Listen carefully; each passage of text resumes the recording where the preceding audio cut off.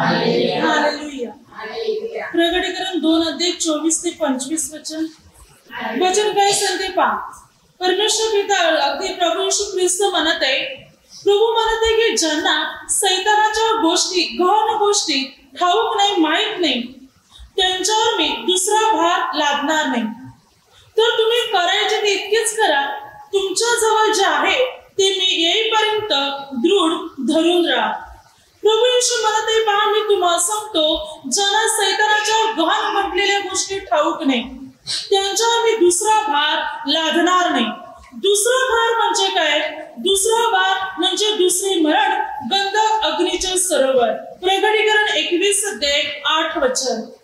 आणि प्रभू म्हणतो हा दुसरा भार मी तुमच्यावर लादणार नाही, गंधक अग्नीच्या सरोवरात मी पडणार नाही, किंवा ज्या पीडा येणार आहे, ज्या समस्या संकट येणार आहे. आता आपण प्रभूमध्ये जीवन जगत आहोत. प्रभूचे जे नियम पाळत राहणार, आज्ञा पाळत राहणार, पवित्र जीवन जगत राहणार, प्रभूच्या नियमाप्रमाणे वाटचाल करत राहणार, तर ज्या वेळेला प्रभू येशू येणार तेव्हा तो आपल्याला त्याच्या बरोबर स्वर्गाच्या राज्यात नेणार. फक्त आपल्या निवडल्या लोकांना तो नेणार. बाकीचे लोक या पृथ्वीमध्ये राहणार आणि ते लोक त्या सैतानाच्या गुलामीत जीवन जगणार आणि त्याच्यामध्ये भरपूर पीडा, संकटे, समस्या, अनेक गोष्टी येणार आणि या सर्व संकटाचा सामना या पृथ्वीवर राहिलेल्या लोकांना करावा लागणार. आणि हाच आहे तो दुसरा भाग. जी पीडा, जी संकटे सोसावी लागणार, हाच तो दुसरा भार आहे. आणि जे लोक याच्यातही टिकून राहणार नाही तेच त्या दुसऱ्या मरणात प्रवेश करणार. दुसरा मृत्यू, दुसरे मरण म्हणजे गंधक अग्नीच्या सरोवरात पडले जाणार. त्या दुसऱ्या भाराद्वारे दुसऱ्या मृत्यूपर्यंत ते प्रवेश करणार. ज्यांना सैतानाच्या गहन म्हटलेल्या गोष्टी ठाऊक नाही त्यांना. आता सैतानाच्या गहन गोष्टी म्हणजे काय? आपण पाहतो की मनुष्य जो आहे भरपूर पुढे चाललेला आहे. माणसाची ज्ञान वृद्धी होत चाललेली आहे. मनुष्य भरपूर ज्ञानी आणि बुद्धिमान बनत चाललेले. अनेक गोष्टीचा तो शोध लावत आहे. अनेक गोष्टी त्याने प्राप्त केलेले आहेत. ज्ञानात मनुष्य वाढत चाललेला आहे. परंतु नक्की कोणत्या ज्ञानात? तर जागतिक ज्ञानात. मनुष्य सैतानाच्या गहन गोष्टीचा शोध करत आहे. आज आपण पाहतो की प्रत्येकाच्या हातामध्ये मोबाईल आहेत. मोबाईलद्वारे, इंटरनेटद्वारे, मात्र जसं फेसबुकद्वारे, व्हॉट्सअपद्वारे सर्व वाईट गोष्टी पाहणार, एकमेकाला वाईट गोष्टी पाठवणार, सर्व वाईट प्रोग्राम, वाईट चित्रपट किंवा अनेक प्रकारचे वाईट गेम, या सर्व गोष्टीमध्ये आज मनुष्य आपले जीवन व्यस्त करत आहे. सर्व सैतानिक गोष्टी तो माहीत करून घेते. सैतानाच्या गहन गोष्टीचा मनुष्य शोध लावत आहे. जगाच्या सर्व गोष्टी त्याला कळत आहे. ज्या पाप आहे, जे त्याला पापाकडे नेणार, वाईटाकडे नेणार, ज्याच्याने तो पापाकडे, वाईटाकडे अधिकाधिक आकर्षित केला जात आहे, या गोष्टी आज मनुष्य शोधत आहे. त्याच्यामध्ये मनुष्य मात्र ज्ञान प्राप्त करत आहे. या गहन गोष्टीच्या, सैतानाच्या गहन गोष्टीच्या मागे मनुष्य लागलेला आहे. आणि त्यामुळे मात्र मनुष्य आपल्या स्वतःच्या जीवनावर पीडा आणि अनेक प्रकारची संकटे ओढून बसत आहे. मनुष्य सैतानाच्या गहन गोष्टीच्या मागे लागलेले आहेत. म्हणून प्रभू येशूने म्हटलं की ज्याला सैतानाच्या गहन गोष्टी माहिती नाही, त्या मनुष्यावर मी दुसरा भार लादणार नाही. त्याला मी पीडा भोगण्यासाठी, ज्या पीडा पृथ्वीमध्ये येणार आहे, प्रभूच्या लोकांवर उचलल्यानंतर ज्या पीडा या पृथ्वीमध्ये येणार आहेत, ज्या भयंकर पीडा पृथ्वीमध्ये येणार आहे, जी संकट येणार आहे, त्याचा दुसऱ्या भाराचा सामना आणि गंधक अग्नीच्या दुसऱ्या मरणाचा सामना त्याला करावा लागणार नाही. तो त्याच्यातून वाचला जाणार. म्हणून सैतानाच्या गहन गोष्टीच्या मागे आपल्याला लागायचं नाही. त्या गोष्टी शोधण्याच्या मागे नाही, तर आपल्याला बायबलच्या गहन गोष्टी, देवाच्या गहन गोष्टीचा शोध करायचा आहे. परमेश्वर पित्याने अगदी स्वतः म्हटलेले आहे इर्मिया 33:3 वचनात, तुम्हाला हाक मार म्हणजे मी तुला उत्तर देईन आणि तुला ठाऊक नाही अशा गहन आणि मोठ्या गोष्टी मी तुला सांगेन. परमेश्वर पिता म्हणत आहे की मात्र तू मला आवाज दे, तुम्हाला हाक मार, मी तुला उत्तर देईन आणि तुला माहित नाही अशा गहन आणि मोठ्या गोष्टी. या गहन आणि मोठ्या गोष्टी कोणत्या आहेत? ज्या देवा संबंधाने, ज्या आपल्याला तारणाकडे घेऊन येतात, ज्या आपल्याला स्वर्गाच्या राज्यापर्यंत घेऊन जाणार आहेत, ज्या आपल्याला पवित्र जीवन जगण्यासाठी आपल्याला प्रोत्साहित करणार आहेत, या त्या गहन आणि मोठ्या गोष्टी आहेत. आणि प्रभू म्हणतो या मी गोष्टी तुला कळवणार. म्हणजे देवाच्या गहन गोष्टीच्या द्वारे आपण स्वर्गीय मार्गावर जाणार, तर सैतानाच्या गहन गोष्टीच्या द्वारे आपण नरकाच्या मार्गावर जाणार. म्हणून प्रभू येशूने अगोदरच म्हटले, तुम्ही सैतानाच्या गहन गोष्टीच्या मागे लागू नका, तुम्ही त्याच्यामध्ये खोलवर जाऊ नका. हल्ली प्रत्येक माणसाला जर पाहिलं तर मोबाईलच्या, इंटरनेटच्या सर्व गोष्टी माहिती आहेत. कसं करायचं, कसे चालू करायचे, एखाद्या व्यक्तीला कशा गोष्टी पाठवायच्या किंवा त्या व्यक्तीच्या द्वारे आलेल्या गोष्टी कशा उघड करायच्या, कशा पाहिजे, काय करायचं, कसं, अरे गोष्टी प्रत्येक माणसाला माहिती आहे. परंतु बायबल माणसाला माहिती नाही. अगदी जे शिकलेले नाही त्यांना पण मोबाईलच्या सर्व गोष्टी माहिती आहे. मग भले ते इंग्लिश मध्ये असेल, मराठीमध्ये, हिंदीमध्ये, तरी त्याला कळते मोबाईलच्या सर्व गोष्टी. परंतु बायबलच्या सर्व गोष्टी कळत नाही. सर्व तर सोडून द्या, बायबलच्या काही गोष्टी सुद्धा माणसाला कळत नाही. परंतु जगाच्या सर्व गोष्टी माणसाला ठाऊक आहे, परंतु बायबलच्या गोष्टीचा मनुष्य शोध घेत नाही. सैतानाच्या गहन म्हटलेल्या गोष्टीच्या मागे आज मनुष्य लागलेले आहे, परंतु देवाच्या गहन गोष्टीच्या मागे मनुष्य मात्र लागलेला नाही. बायबल सांगते की इर्मिया 10:1-3 तुम्ही राष्ट्राचे संप्रदाय शिकू नका. तुम्ही राष्ट्राचे संप्रदाय, राष्ट्राचे शिकवण, राष्ट्राचे शिक्षण तुम्ही शिकू नका. जे शिक्षण तुम्हाला देवाविरुद्ध करत आहे, जे शिक्षण तुम्हाला देवापासून दूर करत आहे, जे तुम्हाला मोहाकडे, पापाकडे, मूर्तीपूजेकडे वळवत आहे, वचन सांगते ती शिकू पण नका. ज्याची आपल्याला गरजच नाही, त्याचा आपल्याला उपयोगच नाही, जे आपल्याला देवाकडे आणतच नाही, तर बायबल सांगते त्या गोष्टी तुम्ही शिकूच नका, त्याच्या मागेच लागू नका. तो तुम्ही देवाच्या गोष्टी शिका, म्हणजे देवाच्या गोष्टीच्या मागे तुम्ही लागा. देवाच्या गोष्टी तुम्ही आत्मसात करा. ज्या जगाच्या गोष्टी आहेत त्याच्या मागे मात्र तुम्ही लागू नका. त्या गोष्टी जाणण्याचा तुम्ही प्रयत्न करू नका. तर प्रभूच्या गोष्टी शिकण्याचा तुम्ही प्रयत्न करा. प्रभूचं वचन आपल्या जीवनात उतरवण्यासाठी तुम्ही प्रयत्न करा. सैतानाच्या गहन म्हटलेल्या गोष्टीपासून दूर राहा आणि प्रभू मध्ये अधिकाधिक वाढा. लूक जो होता, लूक म्हणत आहे बघा, त्याने लूक प्रभूचा शिष्य नव्हता. तो संत पौलाच्या काळात प्रभू येशू ख्रिस्ताकडे वळला, त्याने प्रभूला कबूल ग्रहण केले. तो एक वैद्य होता, तो एक डॉक्टर होता. आणि जेव्हा त्याला प्रभूची ओळख झाली तेव्हा त्याने सर्व गोष्टीचा शोध केला. शोधल्या त्याने प्रभू येशूच्या सर्व गोष्टीचा, आणि त्याने लूक हे शुभवर्तमान आणि प्रेषितांचे कृत्य हे पुस्तक, ही 2 पुस्तके त्याने लिहिली. लूक काय म्हणते बघा, लूक 1:1-4 ज्या गोष्टी संबंधाने आपल्यामध्ये पूर्ण खात्री झाली आहे, त्या गोष्टी आरंभापासून प्रत्यक्ष पाहणारे लोक व वचनाचे सेवक याने आम्हाला सांगून ठेवलेला वृत्तांत लिहून काढण्याचे काम पुष्कळाने हाती घेतले आहे. यास्तव थेफील महाराज, मलाही वाटले की सर्व गोष्टींचा मुलापासून नीट शोध केल्यामुळे मी त्या आपल्याला अनुक्रमाने लिहाव्या, यासाठी की ज्या वचनाचे शिक्षण आपल्याला देण्यात आले आहे त्याचा निश्चितपणा आपण लक्षात यावा. वचन काय सांगते बघा, हा लूक म्हणत आहे, जेव्हा मला या गोष्टी कळल्या मी त्याचा शोध केला आणि शोध करून जे वचनाचं शिक्षण मिळाले त्याचा शोध केला आणि सर्व गोला केले, एकत्र केले आणि मग मी लिहून तुम्हाला पाठवले. लूक काय म्हणत आहे, मी याचा शोध केला प्रभूच्या वचनाचा, प्रभूच्या शिकवणीचा, प्रभूच्या चमत्काराचा. प्रभूने पृथ्वीत जन्म कसा घेतला बघा, लूकनेच या गोष्टी अगदी पूर्ण स्पष्टीकरणाद्वारे लिहिलेल्या आहेत प्रभूच्या जन्मापासून. तर लूक म्हणत आहे की मात्र या गोष्टीचा मी शोध केला. त्याने प्रभूच्या जन्मापासून ते प्रभूच्या मृत्यूपर्यंत, पुनरुत्थानापर्यंत अगदी पुढे प्रभूने जे चमत्कार केले, प्रभूने ज्या ज्या गोष्टी केल्या, कशा प्रकारे कार्य प्रभूने केलेले, या सर्व गोष्टीचा त्याने शोध करून सर्व माहिती एकत्र आणि गोळा करून त्याने लूक हे शुभवर्तमान लिहिले.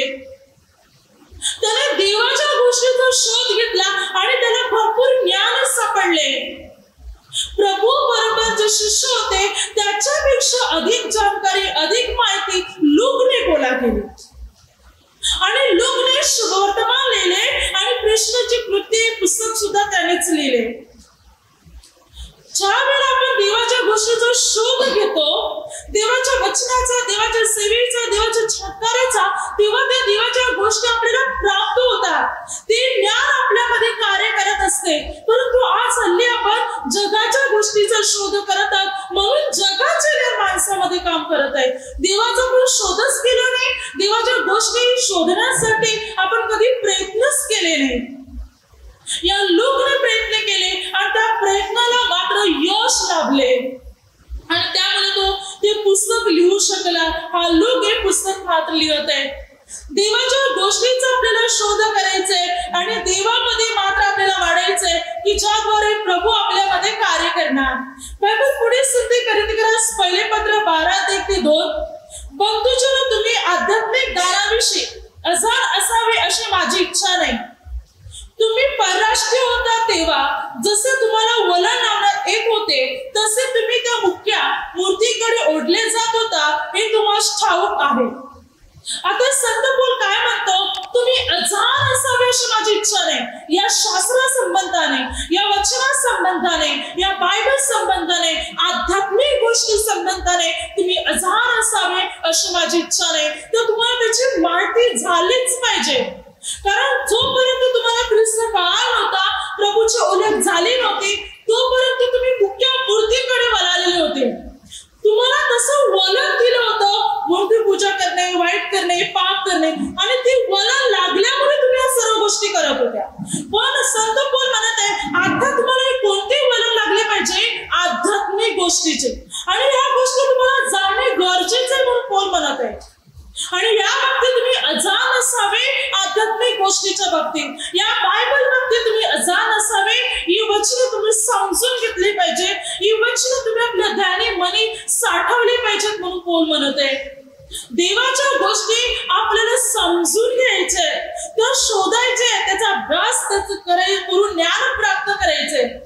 आपण जगाच्या गोष्टी माहिती करण्याचा प्रयत्न करतो, परंतु देवाच्या गोष्टी प्राप्त करण्याचा आपण प्रयत्न करत नाही. बायबल पुढे पण सांगते कोरिन्थीकरास पहिल्या पत्रामध्ये 2 अध्यायामध्ये 6 ते 8 वचनामध्ये वचन सांगते त्या ठिकाणी, ते या युगातले अधिकारातील कोणालाही कळले नव्हते, कारण त्यांना ते कळले असते तर त्याने गौरवाच्या प्रभूला वधस्तंभावर खिल्ले नसते. 8 वचनात काय सांगितले? हे ज्ञान त्यांना कळले नाही. कोणते ज्ञान? तर तथापि जे पोक्त आहेत त्यांना आम्ही ज्ञान सांगतो, पण ते ज्ञान या युगाचे नव्हे आणि या युगाचे नाहीसे होणारे जे अधिकारी त्यांचेही नव्हे. तर देवाचे गूढ ज्ञान आम्ही सांगतो, ते गुप्त ठेवलेले होते, ते देवाने युगाच्या पूर्वी तुमच्या आमच्या गौरवाकरता नेमले होते. संत पौल काय म्हणतो, जे अधिकारी आम्ही त्यांना ज्ञान सांगतो, कोणते ज्ञान? देवाचे, या जगाचे नाही, या युगाचे ज्ञान आम्ही लोकांना कळवत नाही. तर देवाचे ज्ञान गुप्त होते, हे ज्ञान आम्ही त्यांना लोकांना कळवतो. जर या जगाच्या अधिकाऱ्यांना ते ज्ञान अगोदर कळले असते, ज्याने प्रभूला वधस्तंभावर केले, त्यांना ते कळले असते, तर त्याने प्रभू येशूला वधस्तंभावर खिल्ले नसते. त्यांना न कळाल्यामुळे त्याने प्रभूला वधस्तंभावर खिल्ले. आपल्याला सुद्धा या बायबलचे ज्ञान कळाले नाही तर आपण सुद्धा प्रभूच्या विरुद्ध जाणार. आपण सुद्धा प्रभू येशूला आपला प्रभू कबूल करू शकणार नाही, किंवा तो जिवंत परमेश्वर आहे हे पण ग्रहण करू शकणार नाही, जोपर्यंत बायबलचे ज्ञान आपल्याला कळत नाही. आणि त्यासाठी आपल्याला बायबलची आवश्यकता आहे. जेव्हा हे बायबल वाचणार, वचने वाचणार आणि मनापासून प्रभूकडे प्रार्थना करणार, पवित्र आत्मा सर्व ज्ञान आपल्याला समजून देणार आणि तेव्हा आपल्याला कळणार की प्रभू येशूच परमेश्वर आहे म्हणून. त्यानेच ही दुनिया बनवले, तोच एकमात्र परमेश्वर आहे म्हणून. आणि माझ्या जीवनावर, या संपूर्ण पृथ्वीवर फक्त त्याचीच सत्ता आहे म्हणून. जोपर्यंत ते शास्त्र समजणार नाही, तोपर्यंत तुम्ही ख्रिस्ताला आपला प्रभू पण कबूल आणि ग्रहण करू शकत नाही. तोपर्यंत तुमच्यामध्ये संशय असणार, तुमच्यामध्ये निराशा असणार, अल्पविश्वास असणार, कमजोर विश्वास असणार. प्रभू आहे का? खरोखर तो परमेश्वर आहे का? खरोखर तू माझी प्रार्थना ऐकू शकतो का, खरोखर तू उत्तर देऊ शकतो का, हे आपल्याला समजणार नाही. आपल्यामध्ये कमजोर भरोसा, कमजोर विश्वास असणार. म्हणून बायबलचं वचन समजणं फार गरजेचं आहे. हालेलुया. प्रभूचं ज्ञान समजून घ्या. संत पौल म्हणत आहे, आम्ही जे ज्ञान तुम्हाला सांगत आहोत ते देवाचे ज्ञान आहे, देवाची शिकवण आहे, देवाचं वचन आम्ही तुम्हाला सांगत आहोत. आम्ही या युगाचे ज्ञान तुम्हाला सांगत नाही, तर देवाचे ज्ञान. आणि हे जर तुम्हाला समजले तर तुम्ही ख्रिस्ताला पण समजून घेतील, तुम्ही प्रभू येशूला पण समजून घेतील की तो परमेश्वर आहे म्हणून, त्याने दुनिया बनवलेली आहे म्हणून, आणि आपल्या जीवनावर त्याची सत्ता, त्याचा अधिकार आहे म्हणून. म्हणून जगाच्या गोष्टीच्या मागे नव्हे तर प्रभूच्या गहन गोष्टीच्या मागे, प्रभू मागे आपल्याला लागायचंय. प्रभूच्या वचनामध्ये आपल्याला शोध करायचाय की ज्याद्वारे आपले ज्ञान आणि बुद्धी वाढत जाणार आणि प्रभू आपल्या जीवनात कार्य करणार. बायबल सांगते कोरिंथीकरास पहिल्या पत्रामध्ये 2 अध्याय 10 ते 12 वचनामध्ये, कारण देवाने ते आत्म्याच्या द्वारे आपल्याला प्रगट केले, तर आत्मा सर्व गोष्टीचा व देवाच्या गहन गोष्टीचाही शोध घेतो. मनुष्याच्या ठाई बसणारा जो आत्मा, त्याच्या वाचून मनुष्याच्या गोष्टी ओळखणारा मनुष्यामध्ये कोण आहे, तसा देवाच्या गोष्टी ओळखणारा देवाच्या आत्म्याशिवाय कोणी नाही. आपल्याला जगाचा आत्मा नव्हे तर देवापासून निघणारा आत्मा मिळाला आहे, यासाठी की जे देवाने आपल्याला कृपेने दिले ते आपण ओळखून घ्यावे. काय म्हणत आहे संत पौल? वचन सांगते की मात्र आपल्याला देवाचा आत्मा मिळालाय, जो आत्मा देवाच्या गहन गोष्टीचा शोध घेतो.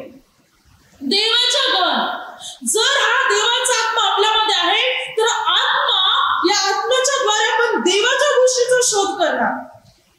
आज मनुष्य जगाच्या गोष्टीचा शोध करत आहे, जगाच्या गोष्टीच्या मागे, पापाच्या मागे, मोहाच्या मागे लागलेला आहे, कारण त्याच्यामध्ये दुरात्मा, दुष्ट आत्मा कार्य करत आहे. देवाचा आत्मा असलेला मनुष्य देवाच्या गहन गोष्टीचा शोध घेणार, देवाच्या गोष्टीच्या मागे मात्र तू लागणार. तू प्रभूला प्राप्त करण्याचा प्रयत्न करणार, प्रभूमध्ये अधिक ज्ञानी, बलवंत होण्याचा तो प्रयत्न करणार, प्रभूच्या सामर्थ्याने, आत्म्याने करण्याचा तो प्रयत्न करणार. जो देवाच्या आत्म्याने भरलेला आहे तो देवाच्या गोष्टीचा शोध घेतो, परंतु जो दुष्ट आत्म्याने भरलेला आहे तो जगाच्या गोष्टीचा शोध घेतो. आपल्याला प्रभूच्या मागे लागायचंय. प्रभूच्या गहन गोष्टीचा शोध लावण्यासाठी पवित्र आत्म्याची गरज आहे. पवित्र आत्म्याच्या द्वारे आपल्याला देवाचे सर्व उत्तम ज्ञान आपल्याला कळणार, प्रभूचे सामर्थ्य आपल्याला समजणार, स्वर्गीय गोष्टी आपल्याला कळणार, पुढे घडणाऱ्या गोष्टी आपल्याला कळल्या जाणार या पवित्र आत्म्याच्या द्वारे. म्हणून प्रभूच्या मागे लागा, प्रभूमध्ये बलवंत आणि मजबूत बना, आत्म्याने परिपूर्ण बना, ज्याद्वारे प्रभू आपल्यामध्ये कार्य करणार. अगदी दावीद म्हणतो स्तोत्र संहितामध्ये 101 अध्यायामध्ये 101 अध्याय 3 ते 4, मी अनुचित गोष्टी आपल्या नेत्रासमोर येऊ देणार नाही, अनाचाराचा मी तिरस्कार करीतो, तो मला बिलगणार नाही, हृदयाची कटुलता मला सोडून जाईल, मी वाईटाशी परिचय ठेवणार नाही. काय म्हणतो दावीद? ज्या वाईट गोष्टी आहेत त्या मी माझ्या डोळ्यापुढे पण येऊ देणार नाही, माझ्या नेत्रासमोर पण येऊ देणार नाही. आज आपण आपल्या नेत्राने, आपल्या डोळ्याने अनेक वाईट गोष्टी पाहतो, मोबाईलद्वारे, इंटरनेटद्वारे, अनेक वाईट चित्रपट, वाईट दृश्य, की अनेक पापाच्या गोष्टी, आणि ज्याद्वारे आपण डोळ्यात त्या गोष्टी पाहतो आणि मग आपलं हृदय, आपलं अंतःकरण, आपलं जीवन, तन, मन सर्व त्या पापाकडे आकर्षित केले जाते. म्हणून दावीद म्हणतो वाईट गोष्टी मी माझ्या डोळ्यापुढे सुद्धा येऊ देणार नाही, मी वाईटाशी परिचय पण ठेवणार नाही, त्याची मला गरजच नाही पापाची, वाईटाची, तर मी त्याच्या जवळच जाणार नाही, मी परिचय पण ठेवणार नाही त्याचा. आज जगाच्या गोष्टीची संगत पकडल्यामुळे, पापी लोकांची संगत पकडल्यामुळे आपण त्यांना ख्रिस्ताकडे तर आणू शकत नाही, पण ते आपल्याला ख्रिस्तापासून दूर नेतात, ते आपल्याला देवापासून दूर नेतात. आणि अशा लोकांची संगत पकडल्यामुळे आज आपण पापाच्या गाडीत, मोहाच्या गाडीत सापडलेले आहोत. म्हणून दावीद म्हणतो मी वाईटाचे परिचय सुद्धा ठेवणार नाही. ज्या गोष्टी मला देवापासून दूर करत आहे, ज्या गोष्टी देवाविरुद्ध आहे, त्याच्याशी मी परिचय पण ठेवणार नाही, त्या गोष्टी मी माझ्यापासून दूर ठेवणार. मला वाईट गोष्टी आवडत नाही म्हणून दावीद म्हणत आहे. प्रभूमध्ये जीवन जगणारी व्यक्ती वाईटाची संगत कधीच पकडणार नाही, तर ती व्यक्ती प्रभूच्या नियमाप्रमाणे आणि प्रभूच्या आज्ञेप्रमाणे वाटचाल करणार. कारण प्रभू त्या व्यक्तीच्या जीवनात कार्य करणार, प्रभू त्या व्यक्तीला अनुग्रह, अभिषेक आणि सामर्थ्य मात्र देणार. म्हणून आपण आपले लक्ष पूर्ण प्रभू येशू ख्रिस्ताकडे केंद्रित केले पाहिजे. प्रभूमध्ये आपण आपले लक्ष लावलं पाहिजे, ज्याद्वारे आपण प्रभूच्या कृपेने, सामर्थ्याने आपण धरणार. जागतिक गोष्टीच्या मागे लागू नका, ख्रिस्त मागे लागा, ज्याद्वारे ख्रिस्त आपली उन्नती आणि प्रगती करणार. आज अनेक लोकांना देवाच्या गोष्टी माहिती नाहीत, त्या माहिती करून घ्यायचे आपल्याला. जसे की बघा, योहान 19:1-7, योहानाचे शिष्य ज्या पोराने त्याला विचारले, तुम्हाला पवित्र आत्मा मिळाला का? योहानाच्या शिष्याने फक्त योहानाचा बाप्तिस्म घेतला होता, त्यांना बाप्तिस्म ठाऊक होता, परंतु त्यांना मात्र पवित्र आत्मा ठाऊक नव्हता. पवित्र आत्म्याची त्यांना माहिती नव्हती. बाप्तिस्म झाला होता पण पवित्र आत्मा काय माहिती नव्हता. मग पोराने म्हटलं, तुम्ही कसला बाप्तिस्म घेतला की ज्याद्वारे तुम्हाला पवित्र आत्मा माहिती नाही? म्हणून पोराने प्रभू येशूच्या नावात त्यांचा बाप्तिस्म केला आणि त्यांच्यावर हात ठेवले आणि हात ठेवता त्यांच्यावर पवित्र आत्मा आला. ते 12 पुरुष होते आणि पवित्र आत्म्याने भरले गेले आणि निरनिराळ्या भाषा ते बोलू लागले. बाप्तिस्म झाला होता, योहानाच्या सहवासामध्ये होते, पण पवित्र आत्मा मिळाला नव्हता. आज आपण अनेक लोक आहेत ख्रिस्तामध्ये, पण पवित्र आत्मा काय, वचन काय, हे अनेकांना काही गोष्टी माहिती नाही. काही लोक फक्त एक वचन घेऊन चालणार, काही लोक फक्त जुना करार घेऊन चालणार, काही फक्त नवा करार घेऊन चालणार. तर बायबल पूर्ण समजणं गरजेचं आहे. या लोकांना पवित्र आत्मा ठाऊक नव्हता. पोलाने त्यांना माहिती करून दिली, त्यांच्यासाठी प्रार्थना केली आणि त्यांना पवित्र आत्मा मिळाला आणि मग ते वेगवेगळ्या भाषेत बोलू लागले. पवित्र आत्म्याच्या दाराने ते भरले गेले, संदेश देऊ लागले. आज अनेक लोकांना प्रभूमध्ये असून सुद्धा प्रभूच्या गोष्टी ठाऊक नाही. का ठाऊक नाही? तर आपण तर प्रभूमध्ये लावलंच नाही, आपण माहिती करून घेण्याचा कधी प्रयत्नच केला नाही देवा संबंधाने. म्हणून त्यासाठी आपल्याला प्रार्थनेची गरज आहे. बघा, दानियेलच्या बाबतीत वचन काय सांगते, दानियेल 7:15 ते 28. जेव्हा दानियेलला दुष्टांत झाला, तेव्हा दानियेलला दुष्टांत झाल्यानंतर एकाने दानियेलला या सर्व गोष्टी समजावून सांगितले की मात्र शपथ आणि त्यानंतर प्रभूचे राज्य कसे येणार. प्रभूच्या गोष्टीचा दृष्टांत त्याला झाला, त्याने दृष्टांत बायबलमध्ये लिहिला दानियेल 7 परंतु त्याला समजला नाही. परंतु प्रभूच्या एका व्यक्तीने, एका पुरुषाने त्याला या मात्र गोष्टी समजून दिल्या, या गोष्टी त्याला समजून दिल्या. म्हणून या गोष्टी बायबल आपण वाचतो पण आपल्याला ते समजत नाही, तर ते समजण्यासाठी मात्र आपल्याला प्रार्थनेची गरज आहे. प्रार्थना करत राहणार तर पवित्र आत्मा आपल्याला या सर्व गोष्टी समजून देणार. पुढे पण सांगते की मात्र दानियेल 8 जेव्हा पुन्हा त्याला एक दृष्टांत झाला, तेव्हा पुन्हा दानियेल प्रयत्न करू लागला की हा दृष्टांत त्याला समजावा म्हणून. त्याला दृष्टांत झाला म्हणून समजावा, मग तो प्रयत्न करू लागला की हा मला समजावा म्हणून. गब्रिएल देवदूताने त्यास तो दृष्टांत समजवून दिला. हा दृष्टांत त्याला समजून दिला. दानियेल 9 पण आपण वाचतो. दानियेल 9 22 ते 23 वचनापर्यंत वचन सांगते, त्या ठिकाणी त्याने बरोबर भाषण करून मला समज दिला. तो म्हणाले, दानियेला, मी तुला बुद्धी देऊन चतुर करण्यासाठी आलो आहे. तुझ्या प्रार्थनास आरंभ होतास आज्ञा झाली, ती तुला सांगण्यास मी आलो आहे. कारण तू परमप्रिय आहेस, तर या गोष्टीचा विचार कर व हा दृष्टांत समजून घे. दानियेल प्रयत्न करत होता, दानियेल प्रार्थना करत होता, आपल्या लोकांसाठी पश्चाताप ही करत होता तो. म्हणून गब्रिएल देवदूत, त्याच्याकडे गब्रिएल एक देवदूत आहे आणि हा तो दानियेलकडे येते आणि दानियेलला म्हणत, हा दृष्टांत तू समजून घे, तुला बोध करण्यासाठी, तुला समजून देण्यासाठी माझी रवानगी करण्यात आलेली आहे, मला तुझ्याकडे पाठविण्यात आलेले आहे. जेव्हा हे बायबल समजण्यासाठी आपण यत्न करणार, प्रयत्न करणार, प्रभू त्याच्या आत्म्याला, त्याच्या दूताला पाठवणार आणि शास्त्र आपल्याला समजून प्रभू देणार, पण आपल्यामध्ये ती आत्म्यामध्ये अंतःकरणामध्ये ओढ पाहिजे, समजून घेण्यासाठी आपल्यामध्ये मात्र इच्छा पाहिजे की हा मला ही बायबल समजून घ्यायचंय, हे वचन समजून घ्यायचंय, ख्रिस्ता बाबतीत अधिक ज्ञान मला प्राप्त करायचंय, मग प्रभू आपल्याला सर्व गोष्टी शिकवणार. हालेलुया. बायबल पुढे सांगते प्रकटीकरण 17 अध्याय, मोठी कलावंतीने 22 शपथ याच्याविषयी देवदूताने योहानाला त्याचा गूढ अर्थ मात्र सांगितला. बघा, मोठी कलावंती आणि मात्र ही शपथ ही काय या गोष्टी आहेत या प्रकटीकरण 17 अध्याय वाचला तर आपल्याला कळेल. त्याच्या सर्व गोष्टी देवदूताने योहानाला, प्रभूचा शिष्य योहानाला सर्व गोष्टी समजून सांगितल्या. म्हणून या समजून घेण्यासाठी आपल्याला प्रार्थना करायची की प्रभू आपल्याला या गोष्टी समजून देणार. आपण प्रभू मध्ये आहोत खरे, पण अद्यापही देवाच्या गूढ गोष्टीचा, गौण गोष्टीचा, मात्र गुप्त गोष्टी आपल्याला ठाऊक नाही. सैतानाच्या गौण गोष्टीचा शोध लावलेला आहे, ते आपल्याला सर्व ठाऊक आहेत, आपण त्याची माहिती केलेली आहे, परंतु देवाच्या गोष्टीचा आपण अद्यापही माहिती करून घेतली नाही. म्हणून देवाच्या गोष्टीचा शोध लावा. देवाच्या गोष्टी, कारण बायबल काय सांगते तेसलोनिकरा दुसऱ्या पत्रामध्ये 2 अध्याय 7 वचनामध्ये की वचन सांगते अनितीचे रहस्य आताच आपले कार्य मात्र करत आहे. अनितीचे रहस्याचे कार्य मात्र सुरू झालेले म्हणून वचन सांगते.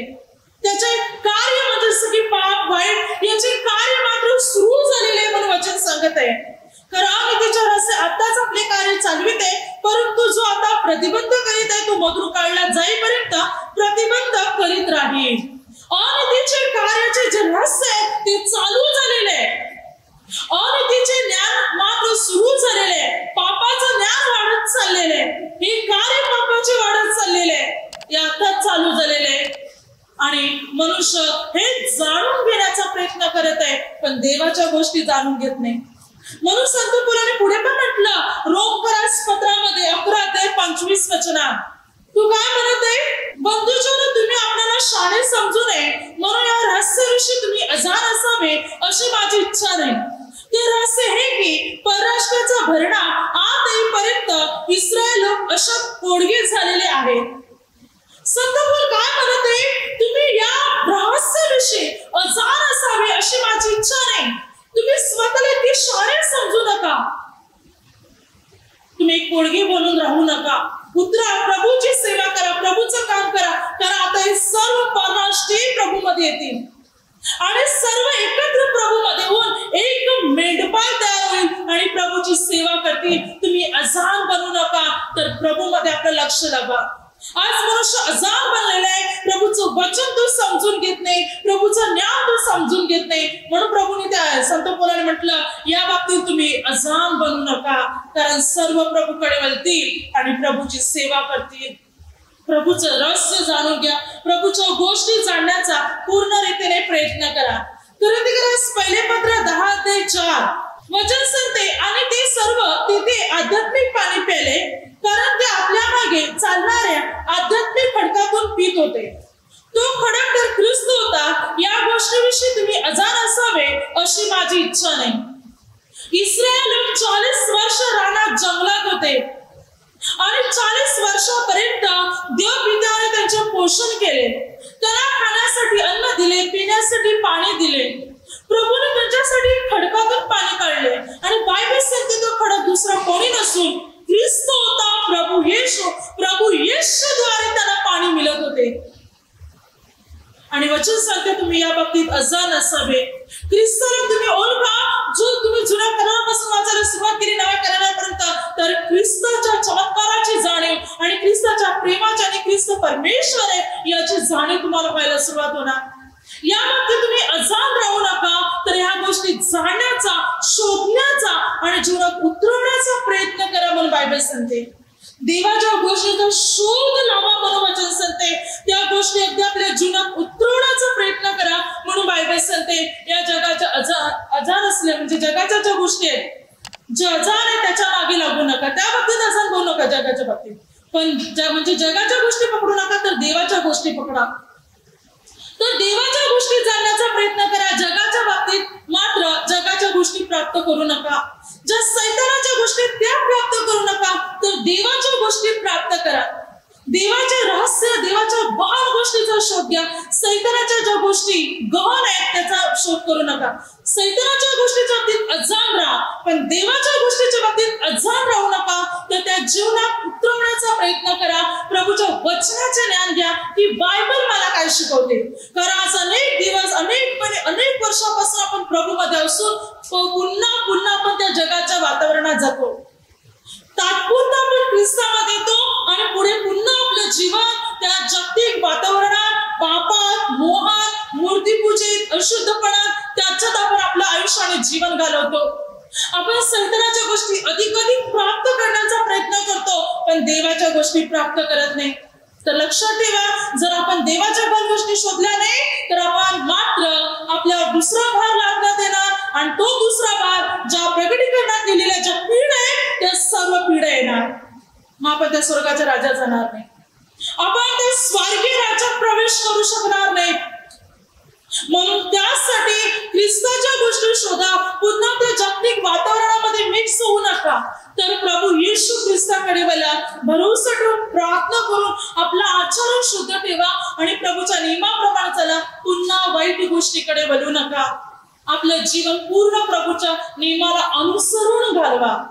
तरच आपण प्रभू बरोबर त्या स्वर्गाच्या राज्यात जाऊ शकतील. नाहीतर इथेच राहणार आणि मग ज्या शेवटच्या सर्व पिढ्या आहेत त्या सर्व येणार आणि मग त्या पिढीद्वारे नाश होणार आणि गंधक अग्नीचे सरोवरच प्राप्त होणार, त्याच्यामध्ये पडले जाणार. म्हणून सावध असा, सैतानाच्या गहन गोष्टीच्या मागे लागू नका. सैतानाच्या गोष्टी बाबतीत अजाण राहा आणि देवाच्या गोष्टी बाबतीत माहिती करून घ्या, ज्याद्वारे आपण स्वर्गीय राजाचे प्रवासी, रहिवासी बनू शकणार. Hallelujah, hallelujah. आता माझ्यातून चुकलं असेल तर मला क्षमा असेल.